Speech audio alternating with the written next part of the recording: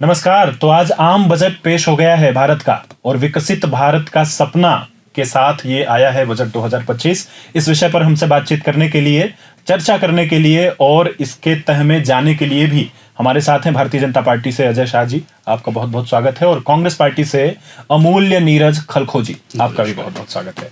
पहला सवाल, ज्ञान क्या है अजय जी? जी, जैसा कि जनार्दन जी हम देख रहे हैं कि ये जो बजट पास हुआ है, ये बजट जो विकसित भारत 2047 को बनाने के लिए हुआ है।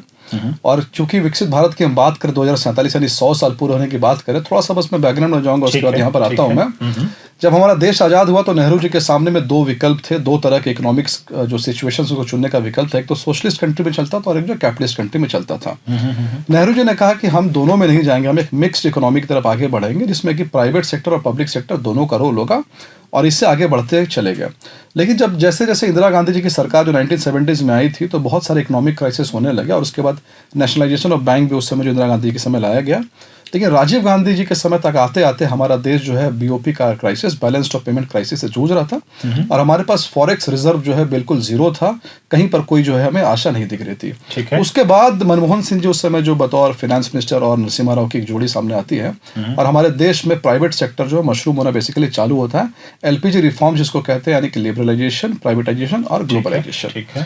लेकिन धीरे धीरे ऐसा हुआ कि प्राइवेट सेक्टर बढ़ता गया, और प्राइवेट सेक्टर में आकर के जब 2012-13 की हम बात करेंगे तो एक क्रॉनिक कैपिटलिज्म हमारे देश में देखना चालू हो गया। 2012 में जो विनोद राय हमारे देश के कैग थे, controller and auditor general of India, उन्होंने जो रिपोर्ट दी, उस रिपोर्ट के बेसिस पे ये पाया गया कि पूरे के पूरे देश का इकोनॉमिक सिस्टम जो है एक कोलैप्स की पोजीशन में आ चुका था। ऐसी स्थिति की 2012-13 में हमारे देश से इन्वेस्टर जो भाग रहे थे, एफडीआई, एफआईआई दोनों कम हो गया था। यहाँ तक कि जो आम जनता जो कि सेविंग करती है, वो भी कहीं ना कहीं बैंक से उनके बीच में एक ट्रस्ट डेफिसिट हो गया था। लेकिन उसके बाद 2014 में नरेंद्र मोदी जी की सरकार आई, और आज 10 साल पूरा हो गया, और 10 साल के बाद आज जो है विकसित भारत का एक बजट जो है वो पेश हुआ है। अगर हम पूरे के पूरे वर्ल्ड से भारत को कंपेयर करेंगे तो हम देखेंगे जितने भी एडवांस्ड कंट्रीज हैं, सबका जीडीपी ग्रोथ जो 1.5, 1.2 यही आसपास गया है। लेकिन भारत एक ऐसा देश रहा जो कि पूरे के पूरे पिछले 10 साल में 6% के आसपास का जीडीपी ग्रोथ जो रहा, और इसीलिए आज आईएमएफ भी कह रहा है कि भारत जो है वो पूरे के पूरे वर्ल्ड इकोनॉमी में एक ब्राइट स्पॉट की तरह है। ठीक है, मैं एक बार लौटूंगा आपकी तरफ। मैं ज्ञान सवाल था मेरा, लेकिन फिर से मैं वापस आऊंगा आपके पास, गरीब अन्नदाता पे, फिर से यूथ और नारी पे पूछूंगा। लेकिन एक बार आपने पूरी एक भारतीय अर्थव्यवस्था की जो डेवलपमेंट है, टाइमलाइन है, वो बता दी है। तो चलते हैं अमूल्य नीरज जी की तरफ। आपका क्या रेटिंग देते हैं इस बजट को जो 2025 का? देखिए, भारतीय जनता पार्टी की जो केंद्र में सरकार है, अभी एनडीए की सरकार हम कहेंगे, तो निश्चित रूप से पिछले 10 वर्षों से हम इस सरकार की बजट को जब आकलन करेंगे तो हम पाएंगे कि पिछले 10 सालों में इन्होंने मिडिल क्लास से लगभग 54 लाख करोड़ रुपया इनकम टैक्स के जरिए वसूलने का काम किया है। ठीक है। अब ये कह रहे हैं कि भाई हम मिडिल क्लास को इनकम टैक्स में रियायत देंगे, तो ठीक है, कितनी रियायत है इसका भी आकलन होगा। इनकम टैक्स का बिल आने वाला है, हम बहुत गहनता से उसको देखेंगे। लेकिन हम इतना कहेंगे कि इससे पहले भी जब बजट पेश किए गए हैं, मेड थपथपाने का काम हुआ है सदन में, और फिर मेज थपथपाने के, अपने पीठ थपथपाने के काम हो रही है। तो हम इससे ज्यादा इत्तेफाक इसलिए नहीं रखते हैं कि ये, हम मानते हैं कि ये लोक लुभावन बजट है। 10 साल से हम मोदी सरकार की जो आर्थिक नीति है उस पर हमारा गहन अध्ययन है, और हम जो बातें कह रहे हैं कि भाई आज middle class, lower middle class जिस हाशिए पर है, महंगाई जिस तरह से बढ़ रही है, लोगों का जो परचेजिंग कैपेसिटी है वो कम होता जा रहा है, रोजगार के अवसर कम होते जा रहे हैं। इन सारे परिप्रेक्ष्य में अगर हम देखेंगे, किसानों की बातों को देखेंगे, मजदूरों की बातों को देखेंगे, बेरोजगारों के सवालों को देखेंगे, तो ये पुनः हम कह सकते हैं कि ये बजट में ऐसा कुछ नहीं है जिसमें विकसित भारत का कोई सपना नजर आता दिखता हो। ठीक है, आपने कुछ कीवर्ड्स दिए, उन्हीं कीवर्ड्स की तरफ ही चलते हैं। एक बात आई रोजगार की लेकर के। अजय जी, रोजगार आपको इस बजट में दिखाई देता है? किन किन चीजों में आप मेंशन करना चाहें? जी बिल्कुल। ज़्यादा रोजगार की बात करें तो रोजगार की अगर हम बात करेंगे तो मैं इसमें एमएसएमई को कोट करना चाहूँगा। हमारा जो बजट निकला, इसमें एमएसएमई को लेकर कई सारे रिफॉर्मेटिव जो है स्टेप्स उठाए गए। जैसे कि सबसे पहले तो ये उठाया गया कि जो एमएसएमई सेक्टर्स हैं, उनका जो टर्नओवर का क्राइटेरिया होता है, उस टर्नओवर क्राइटेरिया को बढ़ा दिया गया, ताकि और बहुत सारे एमएसएमई जो है वो उस दायरे में आ जाए, उनको इसका फायदा मिल सके। अगर हम इसी रोजगार की बात करेंगे तो एमएसएमई को जो लोन दिया जाता है, उस लोन में भी जो है बढ़ोतरी हुई है। रोजगार की हम बात करें तो इस पर एक नई चीज़ ये आई है बजट में कि इसमें यह कहा गया कि अगले 1 साल के अंदर में जो है 5 लाख जो नए एंटरप्रेन्योर हैं उनको जोड़ना है, उनको फर्स्ट टाइम एंटरप्रेन्योर को बनाना है। ठीक है। और ये जो 5 लाख है इसमें महिलाएं हैं, ST SC इनको जो है इसमें जोड़ना है। अगर हम बात करें गिग वर्कर्स की बात करें, जिसके बारे में कोई ध्यान नहीं देता था, गिग वर्कर्स जो कि जोमेटो में काम करते हैं, फ्लिपकार्ट में काम करते हैं, उनको भी सोशल सिक्योरिटी स्कीम से जो इसमें जो जोड़ा गया है। किसान की बात करें तो किसान क्रेडिट कार्ड का जो लिमिट था वो 3 लाख से बढ़ा करके 5 लाख कर दिया गया। और रोजगार को अगर हम एक्चुअल फोकस करके हम देखें तो रोजगार में जो स्किल डेवलपमेंट की जो बात है, जो स्किल डेवलपमेंट जो एक बहुत बड़ा उसमें फोकस रहना चाहिए, तो हम देख सकते हैं स्किल डेवलपमेंट में एक तो ये देख सकते हैं, एजुकेशन के क्षेत्र को देख सकते हैं। जो IITs है, IITs में जो सीट्स है उसको बढ़ाने का लक्ष्य रखा गया है, मेडिकल कॉलेज के सीट्स को बढ़ाने का लक्ष्य रखा गया। और हमारे जो स्कूल के बच्चे हैं बचपन से एक इनोवेटिव स्किल्स डेवलप करे, इसको ध्यान में रखते हुए ये डिसाइड किया गया कि पूरे के पूरे देश में 50,000 अटल टिंकरिंग जो है लैब्स बैठाए जाएंगे, जो बचपन से एक इनोवेटिव और साइंटिफिक टेम्पर जो है बच्चों के अंदर डालेगा, जो जाकर के फ्यूचर में रोजगार में जो है तब्दील होगा। तो फ्यूचर रोजगार को ध्यान में रख करके ये बजट है, ऐसा कहना है भारतीय जनता पार्टी के प्रवक्ता अजय शाह जी का। अमूल्य नीरज जी, जैसे जो सवाल आपने उठाए, चाहे वो लेबर का हो, किसान का हो, साथ में आपने रोजगार का उठाया, तो उस पर जवाब तो ये दे रहे हैं, या इनके जो बजट आज पेश किया है वित्त मंत्री, देश के भी वित्त मंत्री हैं वो, उसमें जवाब नजर आता है। मुख्य क्या कौन सी बात को लेकर के कांग्रेस पार्टी इस वक्त कह रही है कि नहीं, यहाँ पर काम करने की जरूरत है, जो नहीं कर रही? जैसे देखिए, हमारा स्पष्ट मानना है कि सरकार ये जो क्रॉनिक कैपिटलिज्म है इसको ज्यादा बढ़ा रही है। अच्छा। कि कैपिटलिस्ट को ज्यादा प्रश्रय दे रही है, उनके कर्ज माफ किए जा रहे हैं, लाखों करोड़ रुपए उनका माफ किए जा रहे हैं, लेकिन बाकी सेक्टर के जो मजदूर हैं, किसान हैं, मीडियम क्लास हैं, उनके कर्ज पर सरकार का कोई ध्यान नहीं है। उनका परचेसिंग कैपेसिटी कैसे बढ़े, रोजगार के अवसर कैसे बढ़े, इस पर नहीं है। GST का बोझ जो लोअर और मीडियम क्लास के जो बिजनेस क्लास ग्रुप हैं उन पर जो बोझ पड़ा, कितने सारे बंद हो गए, कितने सारे रोजगार छीन लिए गए। तो आज कैपिटलिस्ट को बढ़ावा मिल रहा है ना, उनको उनका लाभ जिस प्रतिशत में बढ़ रहा है उतने प्रतिशत में काम करने वालों के, कामगारों की आय में कोई वृद्धि नहीं हो रही है। ठीक है। और रोजगार के अवसर की भी बात करें, MSE सेक्टर की आप बात करेंगे तो 2016 से अब तक आप देखेंगे तो 16.6 लाख रोजगार का सृजन हुआ है। और उसमें भी अगर आप अंदर जाएंगे तो कितने उनका क्या इनकम है, उनको क्या सैलरी मिलती है, इस पर भी आप अगर गहनता से जाएंगे तो लोगों का जब तक इनकम नहीं ग्रोथ करेगा, है ना, अगर हम GDP की बात करेंगे तो सबसे ज्यादा कंट्रीब्यूटर इसी क्लास के लोग हैं। ठीक है। लेकिन उनका पेइंग कैपेसिटी, उनका जब तक इनकम नहीं बढ़ेगा, सैलरी नहीं वृद्धि होगी, तो इससे ज्यादा कुछ लाभ होने वाला नहीं है। ठीक है, इस पर भी बात कर लेते हैं। सैलरीड इनकम, अजय जी, 12 लाख रुपए तक पहली बार। जी जी बिल्कुल, मैं थोड़ा सा बस कांग्रेस के प्रवक्ता साहब का जवाब देना चाहूंगा। इन्होंने कहा कि Bharatiya Janata party chronic capitalism बढ़ा रही है, या फिर कैपिटलिज्म को टारगेट करें। क्रॉनिक कैपिटलिज्म को टारगेट हमने क्या किया नहीं किया। तो देखिए, क्रॉनिक कैपिटलिस्ट सबसे ज्यादा जो उनका जो इंडिकेटर है जिससे मालूम चलता है क्रॉनिक कैपिटलिस्ट भारत में, वो NPA, नॉन परफॉर्मिंग एसेट्स है। लेकिन अगर आप इकोनॉमिक सर्वे का डेटा देखेंगे तो लगातार नॉन परफॉर्मिंग जो एसेट्स है उसमें जो है गिरावट हुई है। और बस एक छोटा सा मैं एग्जाम्पल देना चाहूंगा, मतलब दर्शकों के समझ के लिए। फिस्कल डेफिसिट को बस एक लाइन में डिफाइन करते हैं। मान लीजिए रेवेन्यू एक्सपेंडिचर, उनके बीच का जो डिफरेंस है वो फिस्कल डेफिसिट है। तो अटल बिहारी वाजपेयी ने एक अपने समय में एक एक्ट लागू किया था, FRBM act, fiscal responsibility budget management act. और उसमें यह कहा था कि भारत सरकार टारगेट करेगी ये जो फिस्कल डिफिसिट है वो 3% में GDP का चला जाना चाहिए। 2008 तक इसको पूरा किया जाना था। अच्छा। लेकिन 2008 में ये पूरा नहीं हुआ। और उसके बाद लगातार जो है हम देखेंगे फिस्कल डिफिसिट जो है GDP के परसेंटेज में वो हमेशा 6, कई बार जो 9% भी रहा। लेकिन इस बार मैं ये नहीं कह रहा हूँ, भारत सरकार नहीं कह रही, IMF कह रहा है कि भारत का जो फिस्कल डिफिसिट है as a percentage of GDP वो जो है 4 पे जो है लगभग अगले साल में वो चला जाएगा। ये सबसे बड़ी जीत है। इससे मालूम चल रहा है कि हम एक्सपेंडिचर जो है वो अननेसेसरी नहीं कर रहे हैं। और अननेसेसरी एक्सपेंडिचर वही होता है जब क्रॉनिक कैपिटलिस्ट को आप जो है भर भर के लोन देते हैं। अच्छा। दूसरी बात, जैसा कि इन्होंने कहा क्रॉनिक कैपिटलिज्म को बढ़ावा दे रहे हैं, तो मैंने आपको पहले भी एग्जांपल दिया। मैं एक छोटा सा झारखंड के कॉन्टेक्स्ट में एग्जांपल दे दूं। होम स्टे का आपने नाम सुना होगा, जहाँ टूरिस्ट प्लेसेस है जहाँ पर लोग जो है वो अपने घर को ही होम स्टे बना सकते हैं। इस बजट में यह प्रावधान रखा गया कि होम स्टे जैसे नेतरहाट है, वहां पर कोई लोग अपने घर को होम स्टे बनाना चाहते हैं, उसके लिए भी अगर उनको लोन चाहिए तो मुद्रा लोन से होम स्टे को भी क्या किया गया है, लिंक किया गया है। और जैसा मैंने आपको कहा, किसान जो क्रेडिट लेता है काम वगैरह करने के लिए, छोटा सा कोई प्रोसेसिंग प्लांट उसको लगाना है तो उसका भी क्रेडिट लिमिट 3 लाख से बढ़ा करके 5 लाख किया गया है। एमएसएमई, अगर आप एमएसएमई को ज़्यादा पावर दे रहे हैं, इसका डायरेक्ट मतलब है कि आप क्रोनी कैपिटलिस्ट को टारगेट करें, कॉन्सेंट्रेशन ऑफ वेल्थ रोक रहे हैं। तो मैंने आपको बताया कि एमएसएमई का दायरा भी बढ़ाया गया, और एमएसएमई में एक और खास चीज़ मोदी सरकार दे रही है, वो है डी रेगुलेशन। जो इंस्पेक्टर राज चलता था 90s के टाइम में, इंस्पेक्टर राज, ब्यूरोक्रेटिक राज, जो कि छोटे छोटे बिजनेसेस को आगे आने में रोकती थी, उसको टारगेट करते हुए एमएसएमई का जो सिंगल विंडो क्लियरेंस है वो चालू किया गया। और एक छोटी सी चीज यहाँ पर, बस छोटी सी और एक चीज जोड़ दो, हमारे जो युवा है, देश के युवा है, आजकल आर्टिफिशियल इंटेलिजेंस का समय आ गया। अब एआई में सबसे बड़ा एक बहस ये छिड़ गया कि एआई जो है लेबर्स के जॉब को छीन लेगा, लेकिन एआई पे रिसर्च करने के लिए ताकि और लेबर्स के स्किल को डेवलप करने के लिए भी लगभग 10,000 करोड़ का जो है फंड वो अलॉट किया गया है, ताकि फ्यूचर में एआई भी आगे बढ़े, उसकी शिक्षा को एआई भी आगे बढ़े और लेबर के स्किल्स भी ऐसे बढ़े कि दोनों के बीच में एक समावेश जो है वो होकर के आए। लेकिन एक सवाल इसमें बनता है, मैं पहले कांग्रेस प्रवक्ता नीरज जी से ये पूछूंगा, उसके बाद आपकी तरफ आऊंगा, कि जो डेट है, जो सरकार पे उधार है, वह तो बढ़ता जा रहा है। क्या कांग्रेस पार्टी का क्या टेक है इस पे? नहीं जी, बिल्कुल। जिस तरह से सरकार की नीतियां, आर्थिक नीतियां पिछले 10 वर्षों से हम देख रहे हैं, लगातार सरकार बड़ी बड़ी घोषणाएं कर रही है, लेकिन आज सब ढाक के तीन पात, सब कोरी घोषणाएं मात्र रह जा रही हैं। कहीं पर, जैसे मैं बार बार कह रहा हूं कि भाई जो पर कैपिटा इनकम है, अगर हम उसके ई में जाएंगे तो हमारा जो आबादी है, आज देश विश्व में सबसे बड़ी आबादी का देश है हमारा, तो हमारे वर्ल्ड के जीडीपी में हमारा क्या कंट्रीब्यूशन है?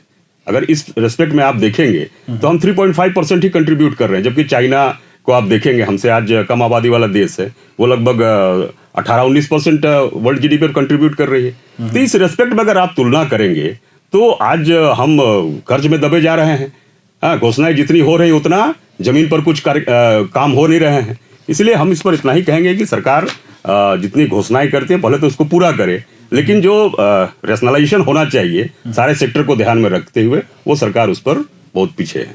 अच्छा जी, एक डेट वाली बात, कई सारे एक्सपर्ट्स और कई सारे लोगों का कहना है कि देखिए जितनी कमाई है उतना तो लग जा रहा है उसी को वापस से करने में, लेकिन जो विकासशील योजनाएं हैं या जो नई चीज़ों को करने का या इनोवेशन करने का जो हमारा आधार बन रहा है, वो बन रहा है डेट, और डेट बढ़ता जा रहा है। इस पर भारतीय जनता पार्टी कैसे देखती है? जी बिल्कुल, देखिए अगर हम डेट की बात करेंगे, डेट का सिंपल सा मतलब है कि हम जो खर्च कर रहे हैं वो खर्च करने के लिए हमारे पास पैसा जो वो नहीं है, अब हमें उसके लिए डेट चाहिए।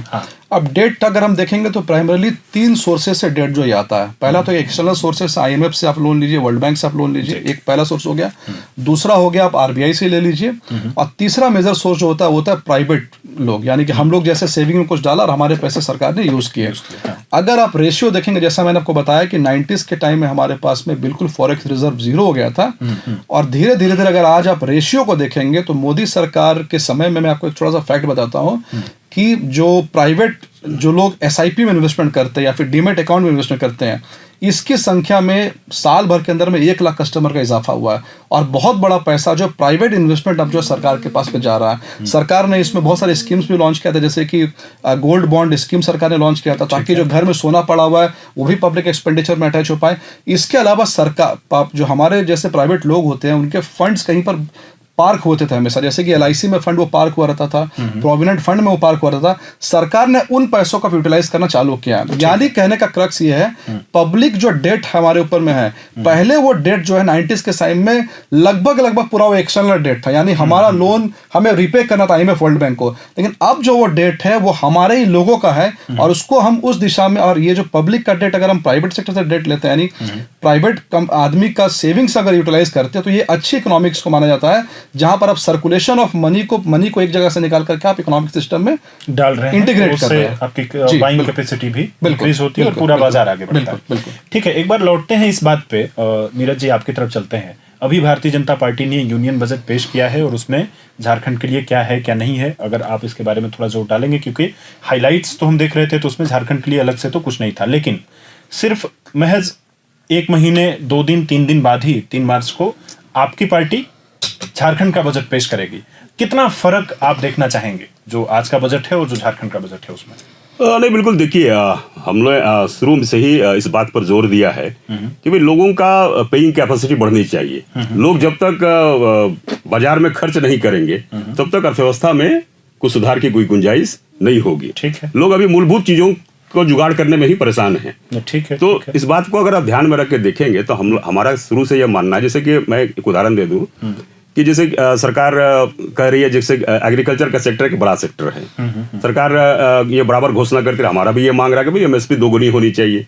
सरकार निवेश की बात कर रही है, कृषि उत्पाद बढ़ाएंगे, लेकिन जो उत्पादक हैं, जो उत्पादक होंगे, जो उस पर खेतीहर मजदूर हैं, किसान हैं, है ना, जो खेती उत्पादन करेंगे, उनके लिए क्या स्कीम है, उनके लिए क्या रियायत दे रही है सरकार? इस पर सरकार का कोई एक्शन प्लान नहीं है कि भाई किसानों का एमएसपी आप कैसे दोगुना करेंगे। तो हमारा जो झारखंड के कंटेक्स्ट में, जैसे कि अगर आप मैया समान योजना की भी बात करेंगे, तो हमारा सीधा लक्ष्य है कि लोगों के हाथ में पैसा रहे। अच्छा। लोगों के हाथ में पैसा जाए, परिवारों में जब पैसा होंगी, है ना, तो लोग खर्च करेंगे, बाजार में पैसा आएगा। इस पर एक अलग से डिबेट जरूर हम आगे आने वाले दिनों में रखेंगे। और बजट बहुत करीब है झारखंड का, लेकिन जो आज बजट पेश हुआ है उसमें एक कमाल की बात कही जा रही है, सोशल मीडिया पर उसे कमाल कह के लोग शेयर कर रहे हैं। वो ये है कि 12 लाख रुपए तक लोगों को टैक्स नहीं देना पड़ेगा। टैक्स का स्लैब है, बनेगा, लेकिन उसमें वो रिबेट के तौर पे आपको टैक्स जीरो जमा भी नहीं करना पड़ेगा। अजय जी, किस रूप में देखते हैं? 67% मिडिल क्लास है देश में। नहीं, मैंने जैसा आपको अभी कहा जनार्दन जी, कि जो एक्सपेंडिचर का जो पैसा चाहिए, अल्टीमेटली सर्कुलेशन ऑफ मनी होना चाहिए। तो मिडिल क्लास की हम बात करें, जैसे कि हम इस बात को जानते हैं कि अगर इनकम टैक्स की बात करें तो भारत में इनकम टैक्स पे करने वाले लोगों का प्रोपोर्शन काफी कम है, लेकिन इनडायरेक्ट टैक्स जो लोग बहुत ज्यादा पे करते हैं। मोदी सरकार ने जब से एक रिफॉर्म की जो बात की, इकोनॉमिक में रिफॉर्म्स की बात की, उसमें सबसे बड़ा रिफॉर्म यही है कि प्राइवेट सेक्टर की कंपनी हो या फिर प्राइवेट इंडिविजुअल हो, वो ज्यादा से ज्यादा इकोनॉमिक में इंटीग्रेट हो सके। उदाहरण के लिए फाइनेंशियल इंक्लूजन किया गया। पीएम जनधन योजना का टारगेट क्या था कि हर लोग जो है वो बैंक से इंटीग्रेट हो जाए। ठीक है। और उसके अलावा मैंने अब जैसे कहा कि वो जो छोटे छोटे पैसे पीएफ फंड में डालते हैं, एलआईसी में डालते हैं, सारे के सारे पैसे को इकोनॉमिक से इंटीग्रेट करने की कोशिश जो इस सरकार में शुरू हुई थी। और यही कोशिश है कि अगर प्राइवेट आदमी के हाथ में पैसे रहेंगे तो वो अल्टीमेटली जो है वो इकोनॉमिक में इन्वेस्ट करता, किसी ना किसी रूप में वो एसआईपी करेगा, वो डीमेट में डालेगा, वो किसी एफडी में डालेगा, और उससे सर्कुलेशन ऑफ मनी बढ़ेगा और इससे अल्टीमेटली जो देश को फायदा होगा। और इस दिशा में एक सबसे बड़ा कदम जो उठाया गया था वो ये उठाया था, जब मोदी सरकार आई थी 2014 में आई थी, तो उन्होंने प्लानिंग कमीशन को एबॉलिश किया। प्लानिंग कमीशन को एबॉलिश करने के पीछे सबसे बड़ा लॉजिक यही था कि प्लानिंग कमीशन का जो काम था वो टॉप टू बॉटम था। दिल्ली में बैठकर प्लानिंग कमीशन कुछ डिसाइड करता था और वो यहाँ पर एक इंडिविजुअल को जो लेना पड़ता था, लेकिन मोदी सरकार ने वो एक लास्ट माइल जो इंडिविजुअल है उसको इकोनॉमिक्स जो मैकेनिज्म उसमें इंटीग्रेट करने के लिए बहुत सारे पहल किए।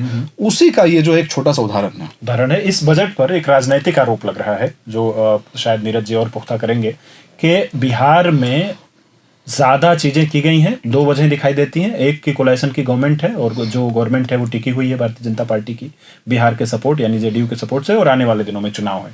क्या कहेंगे नीरज जी, आपको ऐसा ही लगता है? जो प्राथमिक तौर पर जो देखने को नजर आया है कि निश्चित रूप से इस साल जो बिहार में चुनाव है, इसको लेकर निश्चित रूप से बिहार की जनता को प्रभावित करने के लिए कुछ घोषणाएं जरूर की गई हैं, लेकिन मैं इस बात से ज्यादा इत्तेफाक इसलिए नहीं रखता हूँ कि इससे पहले भी पिछले चुनाव में भी जब बिहार में चुनाव थे तो प्रधानमंत्री आदरणीय नरेंद्र मोदी जी ने बड़ी बड़ी घोषणाएं की थी, तो लोग इस बात से अवगत हैं, तो इसलिए इसका कोई राजनीतिक लाभ इन्हें मिलने वाला नहीं है। और पूरे देश में भी हम अभी इसका आकलन करेंगे कि किन किन राज्यों को क्या मिला है। इतना जरूर कहेंगे कि झारखंड को इस बजट में कुछ भी नहीं मिला है। बिहार वाले सवाल पे अजय जी आपकी छोटी टिप्पणी। जी बिल्कुल, देखिए सबसे पहली बात तो हर साल अगर आप देखेंगे बजट हर साल पेश होता है और हर साल कहीं ना कहीं चुनाव जो होते रहते हैं, तो इस तरह से आप देखेंगे तो आप हमेशा किसी स्टेट को चुनाव के मोटिव पर लिंक कर देंगे। पहली बात ये। दूसरी बात ये है, इसका काउंटर लॉजिक मैं आपको दे सकता हूँ कि आंध्र प्रदेश में चुनाव हो चुके हैं, आंध्र प्रदेश में सरकार बन चुकी है, पर आंध्र प्रदेश को भी 80,000 करोड़ का जो पैकेज दिया गया, तो इसको चुनाव से देख करके जोड़ करके देखना वो सही नहीं है।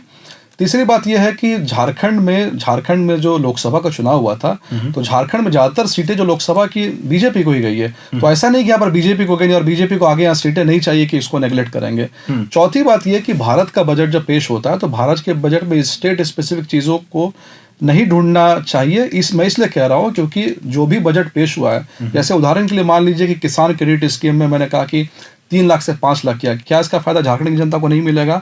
आईआईटीज में जो इंफ्रास्ट्रक्चर बढ़ाया जा रहा है, रिसर्च के लिए पैसा दिया जाएगा, क्या इसका फायदा जो आईआईटी धनबाद है उसको नहीं मिलेगा? गिग वर्कर्स का फायदा क्या झारखंड की जनता को नहीं मिलेगा? जो 5 लाख नए एससी और वुमेन को जो एंटरप्रेन्योरशिप में पैसा दिया जाना, क्या उसका फायदा झारखंड को नहीं मिलेगा?